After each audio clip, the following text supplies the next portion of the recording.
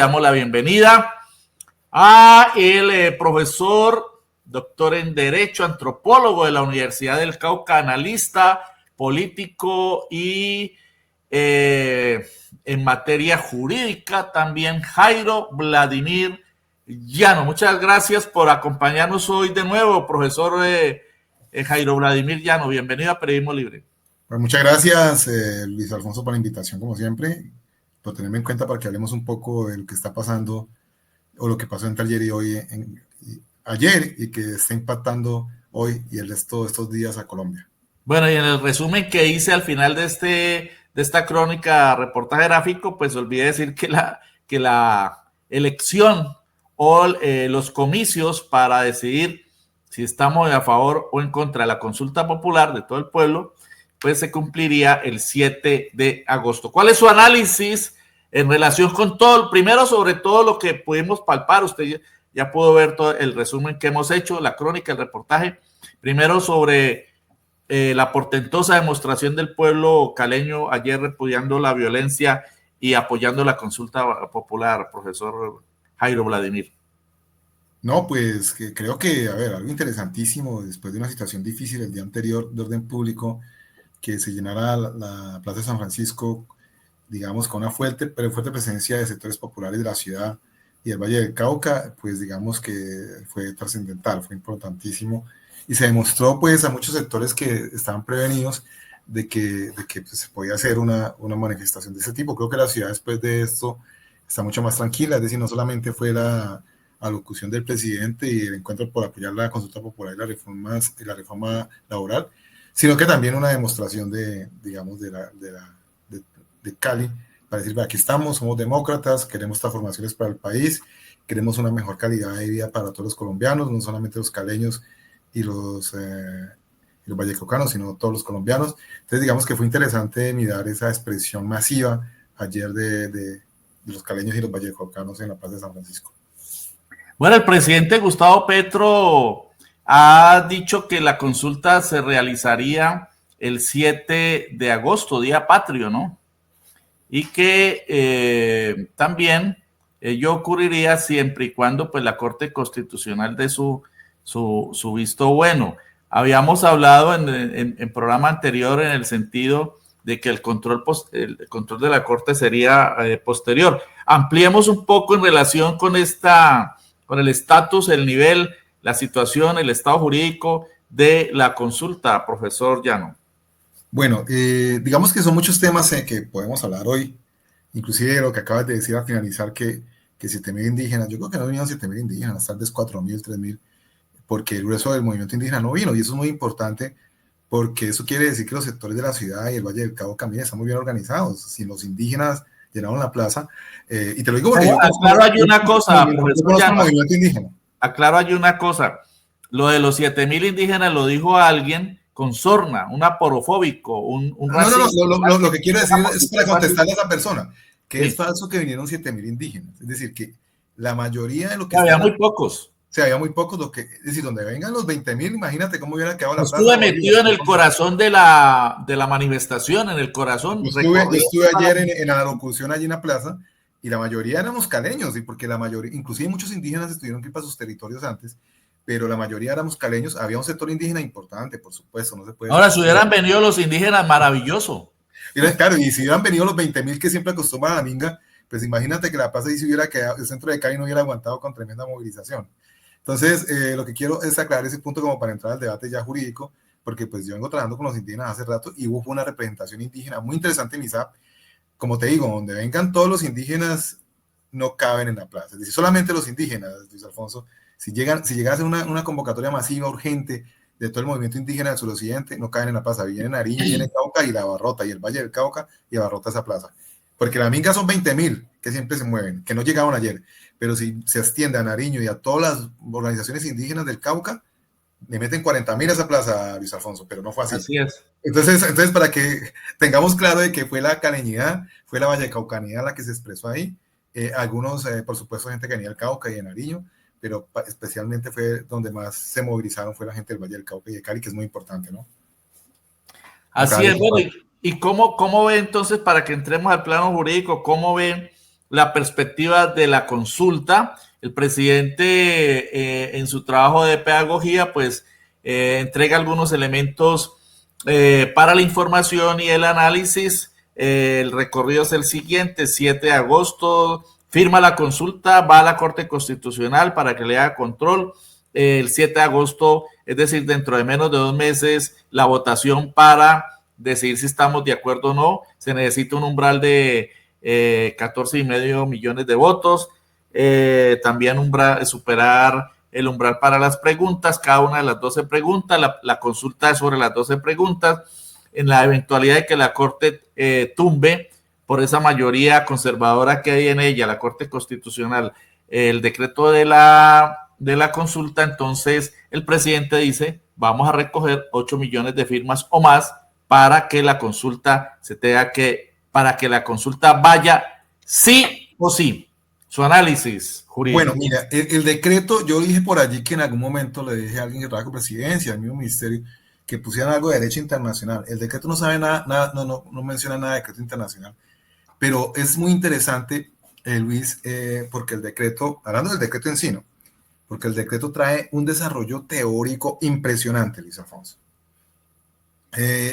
Tiene un subtítulo que se llama Democracia Deliberativa en Habermas, por ejemplo, es decir, una cosa teórica y académica impresionante, que uno no esperaría que sería así, ¿no?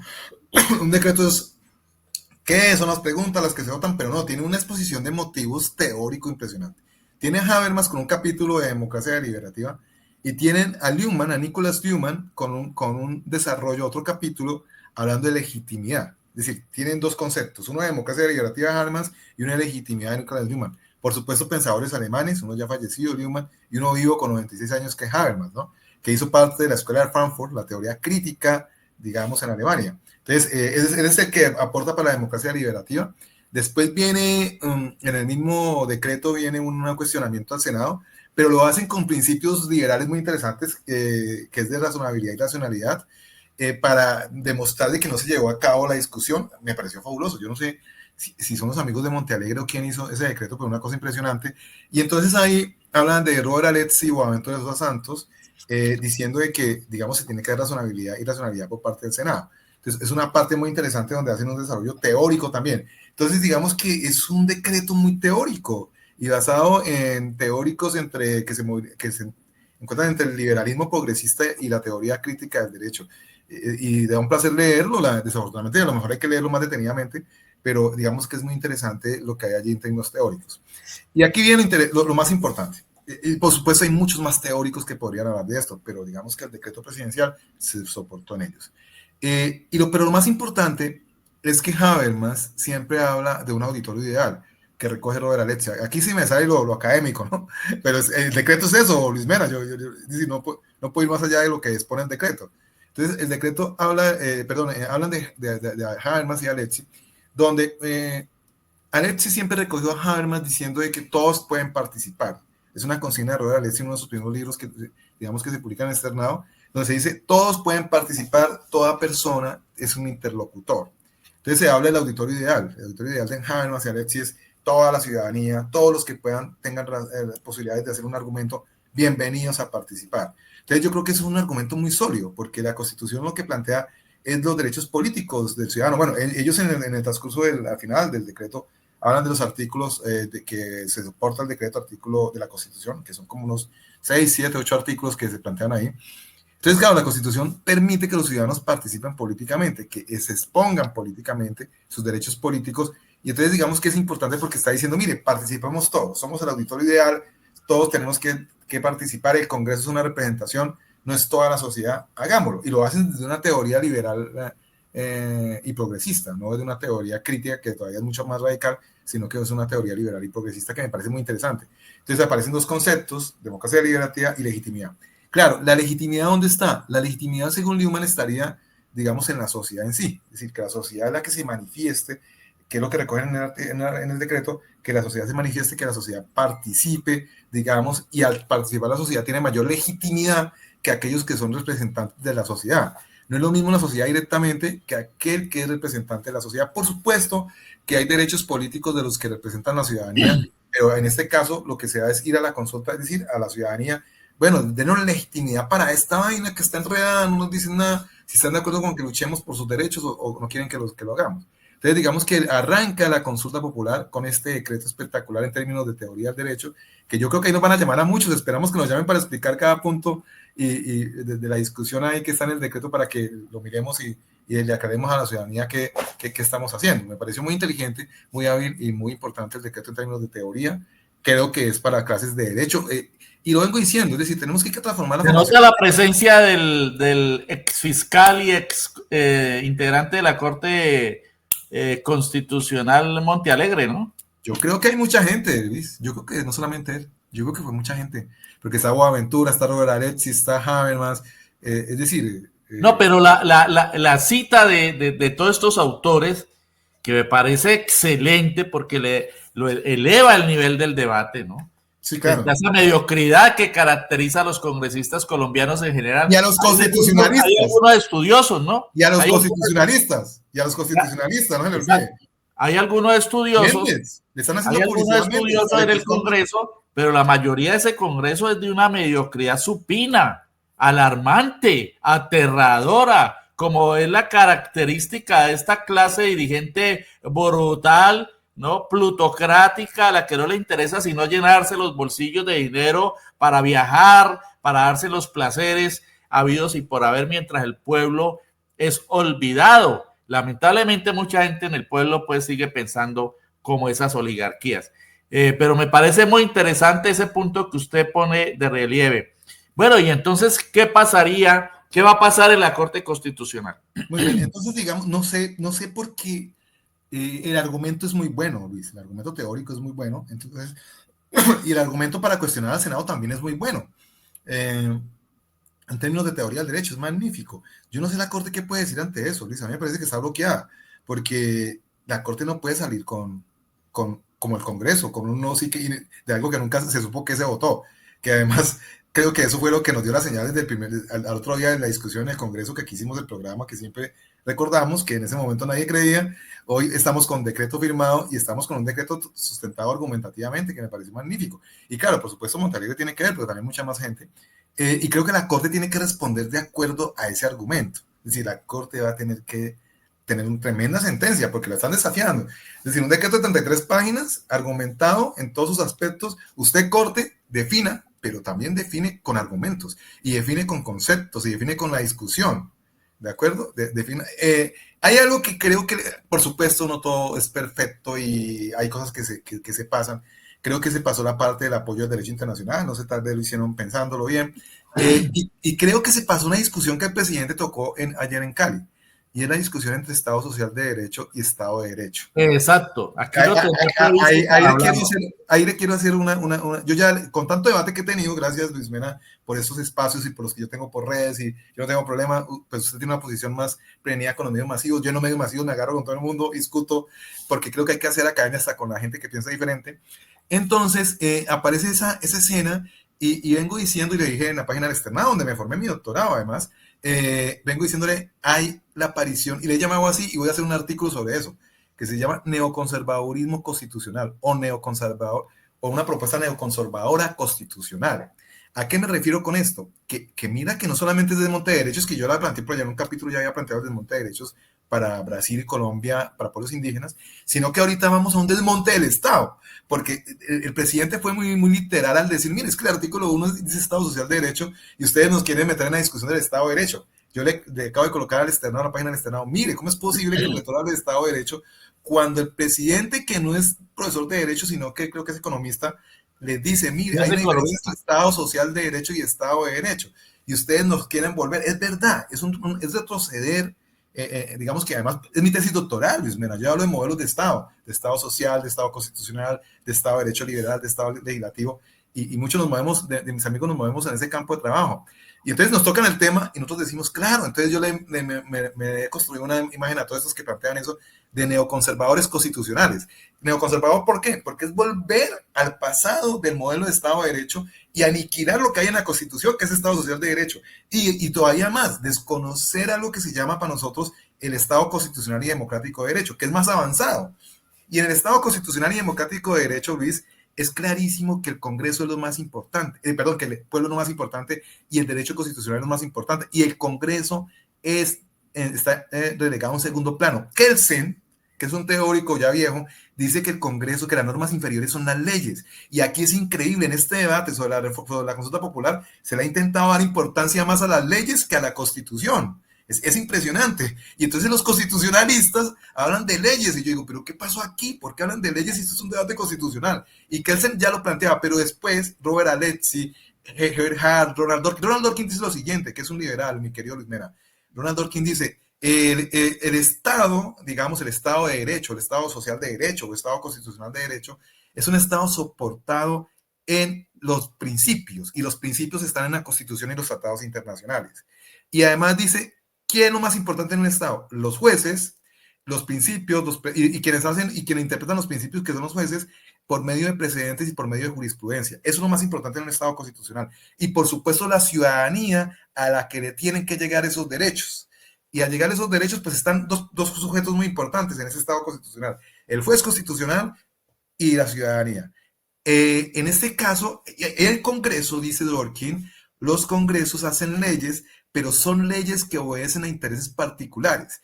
Y esos intereses particulares están en los partidos políticos. Entonces, las leyes tienen que ser controladas por los jueces constitucionales, porque por lo general esas leyes van a beneficiar a los partidos políticos en particular. Es toda la teoría de Dworkin, y hoy la vemos aquí. Un Congreso que legisló para quitarle derechos en el 2002 a los trabajadores, y un Congreso que no quiere legislar para devolverle los derechos a los trabajadores. Es decir, Dworkin, que es un liberal, que es estadounidense, tenía toda la razón. La pregunta es, ¿por qué a los analistas constitucionalistas de Colombia o los constitucionalistas se les olvidó a Dworkin, no? Luis. Así es. No crea que no lo estoy escuchando, sino que estaba haciendo este dibujito, la pirámide de Kelsen. Ah, bueno, sí. En un momento dado, digamos, la pirámide de Kelsen adaptada a nuestro sistema jurídico, ¿no? Normas internacionales incorporadas a la Constitución política, luego siguen las leyes, de arriba hacia abajo, luego los decretos, incluidos los ejecutivos, y los decretos legislativos, ordenanzas y acuerdos que son ya de rango regional, y luego las resoluciones. Esta es la famosa pirámide de Kelsen, acondicionada o puesta en función de nuestro sistema jurídico. Claro, Luis, y esa es la discusión de hoy y de aquí en adelante, porque vamos a hablar de un derecho constitucional ante leyes que hace el Congreso, que comete errores todos los días. Un Congreso que dice que va a paro, por favor, estamos pagando, usted tiene que ser, usted es funcionario público, usted puede ir a paro para una marcha, pero no, o porque es un derecho, pero usted no puede parar porque sí, 3 días y quedaron quieta la reforma laboral, se quedó quieta. Y ayer nos vamos de descanso 1 hora y se quedó quieta la reforma laboral. No hicieron nada porque no aprobaron nada. Hasta las 4 de la tarde para que ellos adelantaran. Hicieron lo mismo de siempre, dilatar. Es decir, ya la jugada todo el mundo en Colombia se la sabe. Dilatar, debatir, 2 posiciones encontradas, la misma manipulación de siempre, tal vez un poco más delicada, ¿no? Porque están siendo investigados. Es decir, hay una tutela en contra de ellos. Y es que nombraron una comisión para acordar las diferencias. Es decir, comienzan a escuchar a los opositores que analizamos y hacen más o menos digamos, algo más constitucional, sin embargo, con los mismos errores.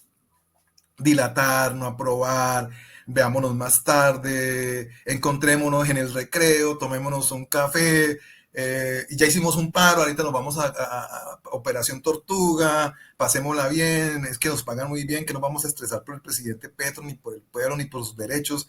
Divirtámonos acá, miremos a ver cómo tumbamos esta reforma y sacamos una reforma, como tú le llamas, llena de pedazos, como Frankenstein, le llamas tú, una reforma que no sea tan de derechos laborales y quedamos en la mitad, hagámosle tranquilo, que el mundo pase. Y pues pasó y les pusieron la consulta. Y apenas le ponen la consulta popular, salen con el argumento más terrible, que es el de la dictadura. ¿Usted cree que un dictador va a citar a Robert Alexy, a Habermas, a Boaventura de Sousa, digamos, a todos los teóricos del derecho y sociología jurídica para un decreto? Yo creo que no. Yo creo que ningún dictador se daría ese lujo. Un dictador pone una norma y se cumple y ya, como ha sido históricamente desde las monarquías y en la dictadura fascista alemana e italiana. Y española, decreto y ya, que no explico nada, se cumple. Y en las dictaduras del Cono Sur.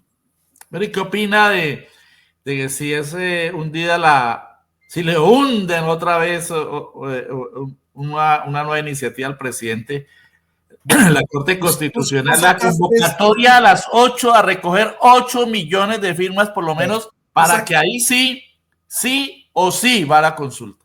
Pero entonces tú sacaste algo allí, una pirámide, que él se habló más de pirámide y eso se ha venido aclarando entre nosotros los críticos, y es que no habla de pirámide, sino de una jerarquía normativa, donde tiene dos muy importantes, que es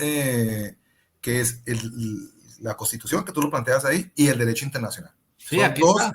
Sí, son dos, exacto, son dos espacios aquí, muy arriba está normas internacionales o convenios. Exacto, ¿no? Exacto. Y la Constitución son lo más importante. Entonces, ¿qué pasa? Hoy hay un debate si la consulta popular pasa a la Corte Constitucional. Lo que yo leí en la sentencia, muy bien, lo que yo leí, claro, y el intérprete de la Constitución es la Corte Constitucional, ¿de acuerdo? Quien interpreta la Constitución es la Corte Constitucional, es la única que puede hacer algo allí. Ahí están diciendo que el Consejo de Estado, yo creo que eso no va a proceder, o el Consejo de Estado se va a meter en un lío. ¿Qué pasa? Tanto a la Corte Constitucional como al Consejo de Estado, y lo dije en un programa, le antesala el control de convencionalidad. El control de convencionalidad es que cualquier decisión judicial que tengan tiene que tener en cuenta la Convención Americana de Derechos Humanos y la jurisprudencia de la Corte Interamericana. La Convención Americana y la jurisprudencia de la Corte Interamericana privilegia los derechos políticos y la participación ciudadana. Ahí cómo lo van a explicar. ¿Qué quiere decir esto?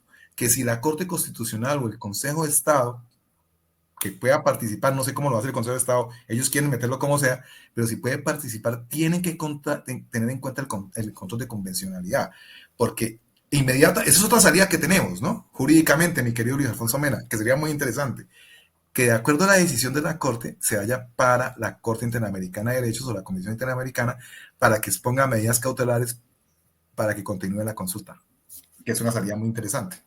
Mira, la estamos planteando hoy aquí. Es decir, una salida importante es que si la Corte Constitucional niega la consulta popular, se vaya a control de convencionalidad, medidas cautelares a la Comisión y a control de convencionalidad a la Corte Interamericana de Derechos Humanos. Así nos demoremos más, pero que se vaya ya a ese espacio. Ante la Comisión Interamericana de Derechos Humanos y la Corte... Para medidas cautelares, ante la Comisión para medidas cautelares para que se lleve a cabo la votación. Y ante la Corte... Y ante la Corte para demandar lo que pasó para que saque jurisprudencia sobre consultas populares para América Latina, en especial el caso de Colombia versus gobierno colombiano. Bueno, y en eso es experto el presidente Gustavo Petro. Usted tiene razón cuando plantea que no es perfecto el decreto, le faltó alusión. Vamos a estudiarlo detenidamente. No sé si usted tenga por ahí el enlace del decreto, el enlace para que lo ponga aquí, si lo puede ahí en los comentarios, para que nuestros seguidores... Creo que fue lo que te envié, Luis, al WhatsApp. Ah, pero es que no lo alcancé a ver, Es que es complejo, ¿no? Yo le comento a nuestra audiencia que nos toca, pues, yo siempre digo, repicar y andar la procesión y hacer una cantidad de cosas al mismo tiempo. Bueno, vamos a hacer lo siguiente, vamos a ponerlo en la parte de comentarios cuando este video queda listo, queda grabado. Esa es la ventaja de estos programas en vivo en YouTube y en Facebook. Le queda grabado. Lo que pasa es que nosotros después le hacemos un título, una plantilla para hacer más explícito a la invitación a verlo y le hacemos un resumen. Pero él queda grabado automáticamente. Entonces allí se pueden hacer comentarios. Ahí vamos a poner el enlace para que todos puedan leer el decreto. Tenemos el derecho no es un asunto de la estratosfera, queridas amigas y amigos de Periodismo Libre. ¿De dónde surge el derecho? De las necesidades humanas, de la sociedad. El derecho se surte, el derecho nace, el derecho se fortalece, el derecho se actualiza de acuerdo a la naturaleza de los seres humanos, a su devenir histórico, a sus necesidades, a sus urgencias, a los cambios que se presentan dentro de la sociedad. No hay otra razón de la existencia del derecho. Y esto es muy importante meterlo en este debate, el debate de si esto es un Estado de Derecho o es un Estado social de derecho. Claro. A veces yo digo... Muy importante, y lo dijo el presidente ayer. Lo dijo el presidente ayer. Y es muy importante, ¿por qué, Luis? Porque ese es el debate. Eso sí lo he Ese es el estudiado, y qué debate de pena con fondo. todo el mundo, pero eso sí lo he estudiado, Luis. Qué pena con mis amigos profesores que tenemos contradicciones y todo, pero eso lo he estudiado muchísimo. El Estado Social de Derecho se soporta en los derechos sociales fundamentales para la Exacto. población. Es que, o si Ese es no, el no es Estado soporte social de derecho. teórico conceptual del Estado Social de Derecho. Aquí se está actuando en Estado Social de Derecho, ¿por qué? Porque son derechos sociales, derechos laborales, derechos para el aprendizaje, todo, la educación, la vivienda, todo eso son, la salud son derechos sociales. Entonces, aquí está en juego el modelo de Estado social que nos dijo la Constitución. Y no puede ser que lo legal impida cumplir con lo que dice la Constitución. Eso no puede ser en términos de modelos de Estado. Entonces, el Estado social de derecho tiene que imponerse y para eso está el presidente. Y además lo he venido diciendo en todos los programas, Luis, el presidente tiene una responsabilidad constitucional de responder por el modelo de Estado que le exige la Constitución. ¿Qué nos está diciendo esto, Luis Alfonso? Que los anteriores presidentes no lo hicieron, no les importó, o lo hacían como con limón, pequeñitas cosas, y no cumplían con el mandato constitucional de un Estado social de derecho. Y eso es muy importante y lo aclaró el presidente. Me pareció magnífico que un presidente se meta en ese debate, porque además son modelos de Estados liberales, Luis, ni siquiera son de izquierda o socialistas, no, son modelos de Estados liberales, sino que el uno es social y el otro es de derecho, pero el otro se volvió conservador. Es decir, el Estado social es más avanzado que el Estado de Derecho por sí solo, porque el Estado de Derecho por sí solo, si estuviéramos en un Estado de Derecho solo, Luis, tendría razón el Congreso, tendría razón Efraín Cepeda, tendría razón todos los constitucionalistas que ahorita le llaman neoconservadores, tendrían razón, pero es que evolucionamos, estamos en un Estado social de derecho, es decir, es diferente y peor aún, también tenemos síntomas de Estado constitucional y democrático de derecho que es más avanzado que el Estado social de derecho. Entonces, imagínate ahí cómo va a jugar, digamos, la oposición. Creo que está llegando lo que realmente debatimos en los salones de clases sobre neoconstitucionalismo, sobre derechos fundamentales, sobre que hay que proteger al ciudadano, sobre que hay que darle todas las garantías. Creo que esa es la discusión de hoy. Y hasta donde tenemos que ir en la propuesta de consulta popular. Esa es la discusión. Pero aquí está conectada otra discusión. Entonces, te voy a hacer dos discusiones, Luis. Una, ante la pregunta tuya, según la sentencia C-180 de 1994, el control de la consulta popular por parte del presidente es posterior. Por parte de la Corte. No, es decir, la consulta realizada por el presidente. El control que hace la Corte es posterior. Claro, no, pero claro, la consulta realizada por el presidente porque puede ser por los ciudadanos. Entonces aquí por el presidente, la consulta de que realiza el presidente por decreto es posterior. Lo dice la sentencia C-180 del 94. Que es jurisprudencia para aclarar. Y es lo que tiene que dar a los seguidores de Periodismo Libre, profesor Jairo Vladimir Llano, que eso no es una ley, eso es una jurisprudencia. No. ¿Qué es una jurisprudencia? Es el pronunciamiento de los jueces. Es el texto mediante el cual se pronuncian los jueces. ¿Cómo se expresa un presidente? Mediante decretos. ¿Cómo se expresa el Congreso? Mediante leyes. ¿Cómo se expresa la Asamblea? Mediante ordenanzas. ¿Cómo se expresa el Consejo? Mediante acuerdos municipales. ¿Cómo se expresan los gobiernos municipales o departamentales o nacionales? Mediante decretos o resoluciones ejecutivas. Entonces, eso hace parte de toda esa estructura jurídica de la que hablábamos ahora. Y es a lo que se refiere el profesor Jairo Vladimir Llano. Y quiero interrumpí allí porque estaba buscando en mi biblioteca la Constitución, que siempre la suelo tener aquí, y se me ha quedado allí en los anaqueles. Dice en el artículo primero, Constitución Política de Colombia, título 1 de los principios fundamentales, artículo primero, Colombia es un Estado social de derecho, artículo primero. Colombia es un Estado social de derecho organizado en forma de república unitaria, descentralizada con autonomía de sus entidades territoriales, democrática, participativa y pluralista, fundada en el respeto de la dignidad humana, en el trabajo y la solidaridad de las personas que la integran y en la prevalencia del interés general. Bueno, está clarísimo. Artículo primero, clarísimo. Primera línea. Sí, del artículo primero de la Corte. De la Estado social, y además en el decreto, primer artículo, Estado social, y además se incentiva la democracia participativa. El artículo es transversal en hablar de democracia participativa, que es muy importante. Es decir, aquí no estamos en una democracia representativa exclusivamente, sino que estamos en una democracia participativa. Y aquí viene el segundo aspecto. La consulta no es para lo político. Lo político es que los ciudadanos sean consultados. Pero aquí, que son derechos políticos, los ciudadanos tienen que participar, es un derecho que está en la Convención Americana de Derechos Humanos, en la Declaración de las Naciones Unidas y que está en la Constitución por todas partes, como se ha dicho. Pero aquí también aparece algo interesante y es la democracia participativa. Que esa democracia participativa lleva a defender derechos. Y eso es muy importante, porque la consulta popular es para defender derechos laborales, de estabilidad, de educación. Es decir, que la consulta está soportada en el Estado Social de Derecho y está cumpliendo con los fines del Estado Social de Derecho, y es garantizar salud, educación, trabajo, vivienda a los ciudadanos. Entonces, aquí lo que hay son 12 preguntas que buscan darle garantías laborales a todos los colombianos. Y eso es muy importante. Por eso ahorita el debate es constitucional. Yo creo que ahí es donde nos vamos a tener que defender de aquí en adelante a todos los simpatizantes de un proyecto político, que además es el proyecto por el que voté, y estoy totalmente de acuerdo, porque además eso, la gente no es que usted es petrista sin razonar, por favor, yo soy petrista, pero porque creo en ese proyecto, porque además lo he estudiado y he analizado el proyecto de un Estado Social de Derecho.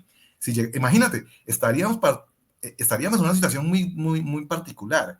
Hemos sido dirigidos por estados conservadores, neoliberales, y hasta ahora solamente se viene a hablar de Estado Social de Derecho, de un liberalismo progresista. Eso demuestra de que es una confrontación entre un pensamiento conservador y un pensamiento liberal progresista. Imagínate dónde estamos, Luis Mena, en este país.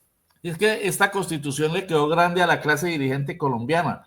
Esta constitución se logró en un momento que derivaba de un proceso de paz, que fue el proceso de paz con el M-19, que entre otras cosas, este partido movimiento al que perteneció el presidente Gustavo Petro fue el primero y el que más empujó por un proceso de paz en nuestro país. Y producto de ese proceso de paz con el M-19 fue la constituyente de 1991, en la que tuvo una participación inicial importante para su convocatoria el tristemente célebre expresidente César Gaviria Trujillo, que ahora se olvidó de todo eso y anda amangualadísimo.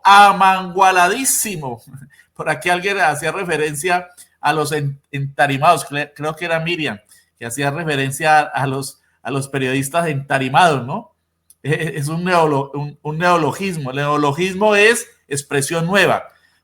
Neo viene de nuevo, neologismo es una expresión nueva que seguramente no sea castellana, pero hace parte del lenguaje de la sociedad. Los neologismos surgen de las necesidades del habla de los seres humanos. Han surgido muchísimos, miles de expresiones que después la academia vuelve castellanos o vincula al diccionario de la lengua. Miren, aquí es que estaba buscando aquí nuestra plataforma. Ahí está. Interpretan una constitución del siglo XIX y no leyeron la del 91. Sí, no, pero miren a uno de los que impulsó la constituyente del 91, ya, miren al octogenario César Gaviria ahí al lado del ultragodo reaccionario, jefe de la conspiración, Efraín Cepeda, ¿no? Ahí está. Luis, por favor, una antesala o un paréntesis, le quedan 7 días como presidente del Senado Efraín Cepeda. Sí, 7 días, hoy es 12, sí, hasta el 20, ¿cuándo? A ver, sí. Hasta el 20. Sí, hasta el 20. Y el domingo no trabajan. La próxima semana, ni sábado, ni domingo, ni viernes. Eso, entonces te quedan como 5. Eso hay esa vagancia, y el lunes tampoco. Y el lunes descansan del domingo. Sí, el lunes descansan del domingo, y el domingo del sábado, y el sábado del viernes. El lunes no trabajan y regresan el martes al mediodía para empezar a las 4 de la tarde. Trabajan un pedacito y luego regresan el miércoles y terminan el jueves para irse de nuevo. Bueno, es decir, les quedan 2 o 3 días de trabajo, entre comillas. Pues lo que quería era mostrar aquí, yo lo mostré ayer en nuestro programa y decía, esta es la imagen del viejo régimen, del sistema de élites aporofóbicas y segregadoras, excluyentes y plutocráticas de este país. Miren quiénes están aquí. Alex Vega es registrador, que le iba a quitar 8 curules al pacto histórico. ¿Recuerda eso, profesor? Y que hubo que dar la tremenda pelea. Ahora es que vocero del partido de la U. ¿Ah? ¡Qué vergüenza! ¿Con qué autoridad? Luego la senadora Blel, que hundió la reforma laboral y sale allí con qué descaro, ¿no? A conspirar con el presidente, a pedir que sea el registrador, el procurador, el que supuestamente les dé garantías. Quieren montar un Guaidó, no un gobierno paralelo, un pseudo presidente paralelo, y luego el jefe de la banda, Efraín Cepeda, y a su lado el señor César Gaviria Trujillo, el octogenario recalcitrante y ultraconservador, porque de liberal no le queda absolutamente nada. No sé quién es el otro señor del fondo. Bueno, quería mostrar la imagen del viejo régimen. Y ese viejo régimen está en crisis. Quieranlo o no, está en crisis. Pero va a quedar en crisis con esto, Luis Alfonso. El fiscal y el presidente Petro han dicho esta mañana que donde no avanzan en las reformas o se impida lo de la consulta popular, van a proponer la Asamblea Constituyente.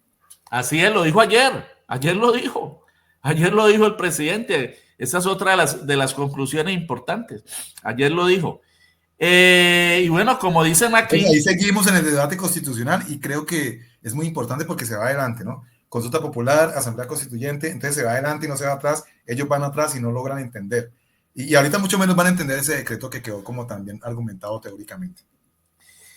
Nos dice por acá Clever Suárez, otro de nuestros habituales seguidores de Periodismo Libre, dice: han intentado todo para detener el gobierno progresista, todas las estrategias viejas y nuevas de la derecha han sido aplicadas y Colombia está con Petro y la Corte debe tener gallardía de reconocerlo. Lo dudo.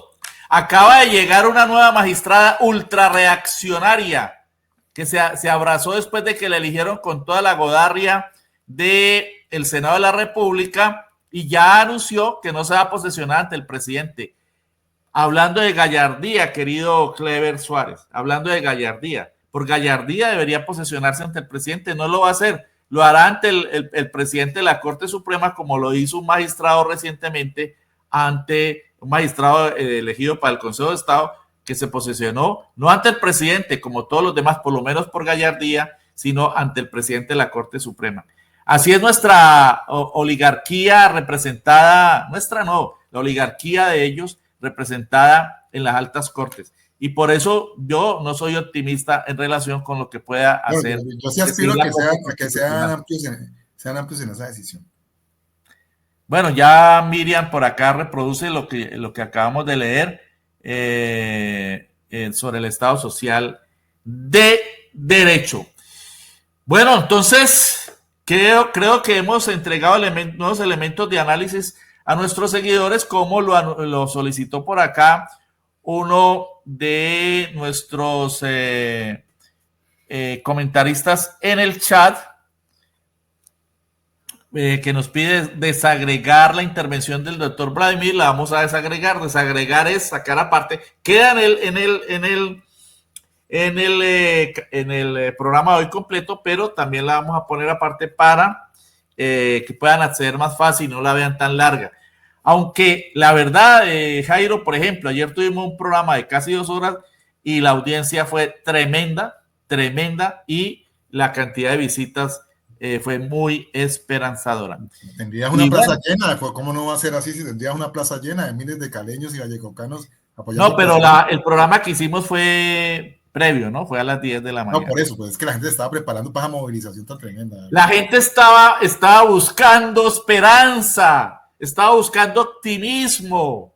A mí me llamaron a preguntarme si iba a estar y le dije, pues claro que voy a estar. ¿Qué pasó? ¿Por qué no? Somos... El que está comprometido está hasta el último momento.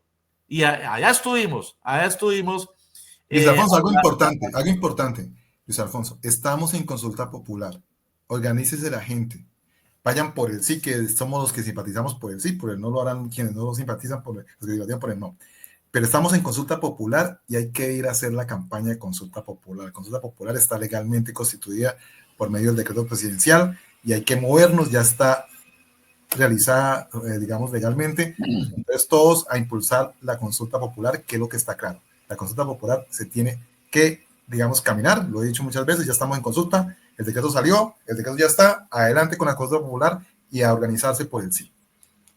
Así es, entonces ese es el llamado, seguimos en la pelea, a pesar de todo, a pesar de todos los embates, de los violentos, de todos los pelambres, de todas las procedencias, las extremas. No querían que llegara el presidente acá, ni Luis Mena, acuérdate. Y cometieron unos actos bestiales, brutales, que repudiamos, 8 personas asesinadas, más de 50 personas heridas. No, pero el Consejo de Cali dijo que no quería que viniera el presidente. El Consejo de Cali no quería que viniera el presidente. ¿Qué tal eso? Cometiendo delitos por todas partes. Y en Bogotá, el alcalde de Bogotá pidiendo que no se hiciera el concierto de la Esperanza y de Latinoamérica Migrante. Periodistas de esos que se dicen independientes, que son los más venenosos, pidiendo o diciendo que era una vergüenza haber hecho el concierto, cuando lo que ese concierto mostró fue que el pueblo colombiano está por la paz, como lo mostró ayer el pueblo en la plaza de San Francisco. No le caben 1.500 personas, como dijo penosamente por allá un desinformado, que a uno le causa uno no sabe qué pensar, que 500 personas. ¿En dónde estaría ese personaje? 500 personas eran un pedacito. Le caben más de 35,000 y lo constatamos haciendo una consulta sobre la cantidad de metros cuadrados que tiene la plaza y la cantidad de metros cuadrados de personas que cabrían por metro cuadrado. Así que fácilmente estuvieron 50,000 personas en la plaza. Muy bien, qué bueno. Entonces, es importante tener en cuenta todas estas reflexiones para nuestra audiencia, ¿no? Porque ayer el pueblo de Cali le dio un mentiz a los violentos, a los terroristas, a la clase dirigente, a los que se quedaron callados de los medios tradicionales y de los comentaristas, entre comillas. En México les dicen comentanólogos, porque lo único que hacen es comentar desde sus posiciones excluyentes y clasistas y segregadoras. Pero el pueblo de Cali les dio ayer una lección de dignidad, de valentía, ¿no?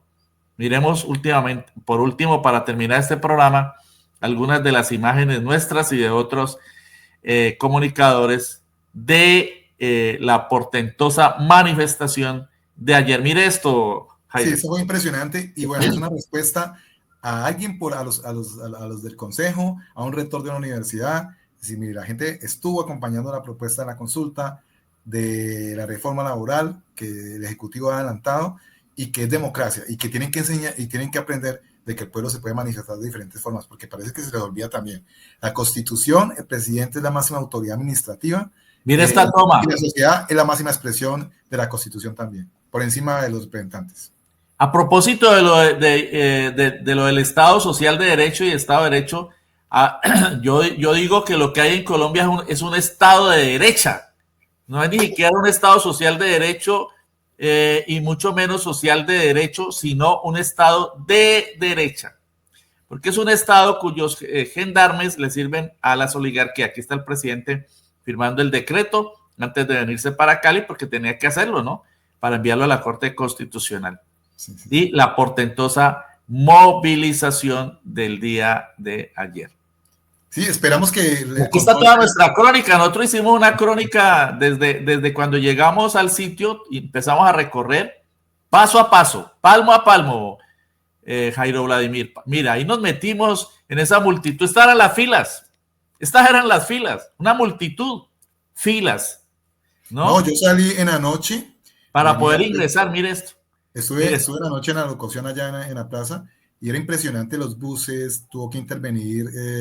toda la estructura que tiene la alcaldía para el tránsito, los guardas por todas partes, porque era impresionante la gente saliendo. Había colas en los parqueaderos, buses, chivas, motos particulares.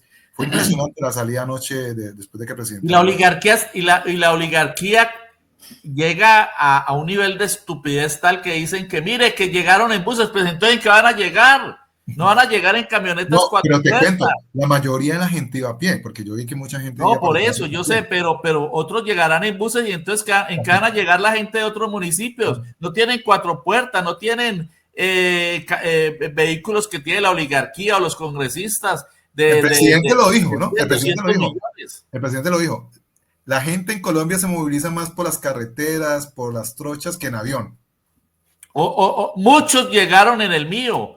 Claro, muchos llegaron en el público, muchos llegaron en taxis, en Uber o a pie, pero llegaron y colmaron la plaza, colmaron la plaza y se estuvo la mayoría hasta el final. Otros se fueron retirando, seguramente también por el transporte.